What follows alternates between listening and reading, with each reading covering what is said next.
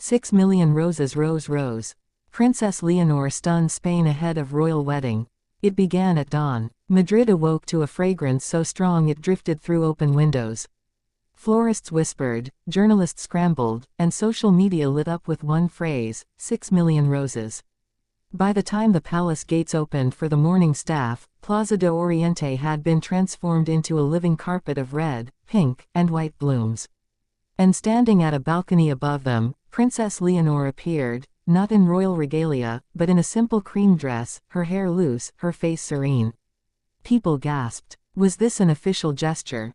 A publicity stunt? A hidden message? No one knew. The only thing clear was that the future queen had just shifted the emotional landscape of a country days before her wedding. Crowds surged to the square, holding their phones high. Children plucked petals and threw them like confetti. Spain's television anchors went live, their voices trembling with the weight of a story no one had prepared to tell. The roses themselves became the first curiosity loop. Where did they come from? Within hours, florists from Valencia to Seville denied involvement. The Ministry of Culture issued no statement. Even the royal household remained silent. But Leonor's appearance, 5 minutes of quiet presence before she retreated inside, spoke volumes. Was she sending a message to Prince Christian? To her people? Or to her family? That question led to another, why roses? Historians began digging through archives. Roses had been the symbol of unity between Castile and Aragon centuries ago. In Denmark, white roses symbolize new beginnings. Could this be Leonor's way of blending Spanish tradition with Danish symbolism, days before she marries the heir to Denmark's throne?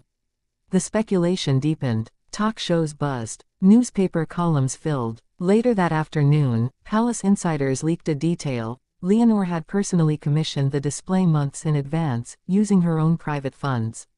She wanted, they said, a gift to Spain, before leaving to marry abroad. That revelation only added to the emotional weight. Commentators called it, a love letter in petals. Ordinary Spaniards called it, our princess's goodbye.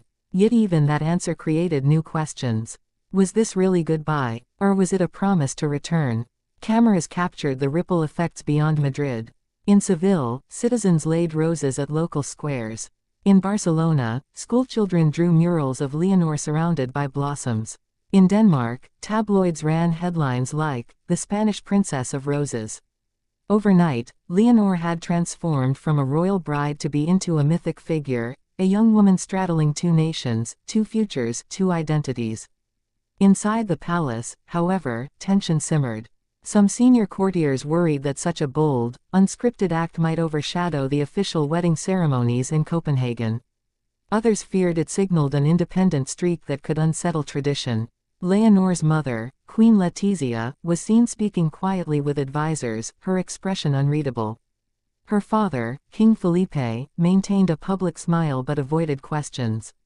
Was the royal family united behind Leonor's gesture, or was this a moment of generational shift? As evening fell, a second act unfolded. Leonor returned to the balcony, this time with her sister Sophia. They lit a single lantern and released it into the twilight sky. The crowd hushed. Some interpreted it as a farewell, others, a blessing. Then, without a word, the sisters stepped back inside, leaving 6 million roses glowing in the fading light. And still, no official statement. The next morning, Danish newspapers reported that white roses had been delivered to Copenhagen's cathedral. No one claimed responsibility. The same handwriting that had signed invoices in Spain appeared on notes in Denmark. Was Leonor extending her gesture to her future home? Or was someone else orchestrating a grander plan? With each answer came more intrigue. Political analysts speculated about soft power. Was Leonor positioning herself as a unifying figure for two kingdoms? Cultural critics spoke of performance art, comparing her to princesses of old who used symbolism to communicate when words were forbidden.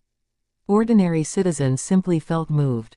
She gave us beauty, one woman said on live TV. She gave us a memory. As the wedding day approached, the story of the 6 million roses eclipsed debates about dresses, guest lists, and seating charts. People began to ask not what Leonor would wear, but what she would do next. Would she incorporate the roses into her bouquet? Would she walk on a petal-strewn aisle? Would Christian respond with a gesture of his own? Meanwhile, behind palace walls, Leonor prepared quietly. Insiders described her as calm, determined, and deeply aware of the attention. She spent hours writing vows, practicing Danish phrases, and selecting music for the ceremony. The roses, she reportedly told a confidant, were for Spain's heart. She refused to elaborate further. In the final days before her departure, the roses remained. Volunteers tended them, replacing wilted blooms, keeping the display alive. Tourists flocked to Madrid just to see them. Street vendors sold rose-shaped pastries. Children played hide and seek among the petals. It had become a living festival, a spontaneous national event sparked by a single royal act. And then came the final curiosity loop. On the morning Leonor left for Copenhagen, the roses were gone. Overnight, as mysteriously as they had appeared, they vanished. The plaza was spotless. No trucks were seen. No workers reported. Only a single note remained on the palace gate, written in Spanish and Danish, "Love travels." No signature. No explanation. What did it mean? Did Leonor orchestrate their removal as carefully as their arrival? Did someone else? Was the note from her, from Christian, or from an unknown hand?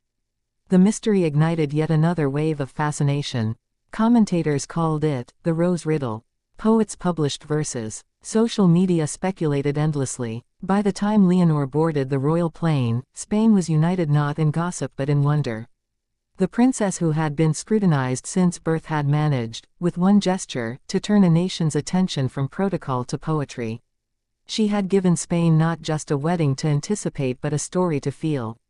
And in doing so, she had changed the narrative of her own future.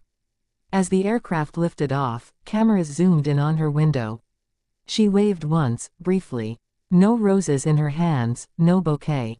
Just a quiet smile. Somewhere beneath the clouds, a country held its breath. 6 million roses had come and gone. Their scent lingered. Their meaning would be debated for years. But one thing was clear. Princess Leonor had stunned Spain, not with jewels or speeches, but with an act of beauty and mystery days before her royal wedding. And for those watching, one question refused to fade: if this is how she begins her marriage, what will she do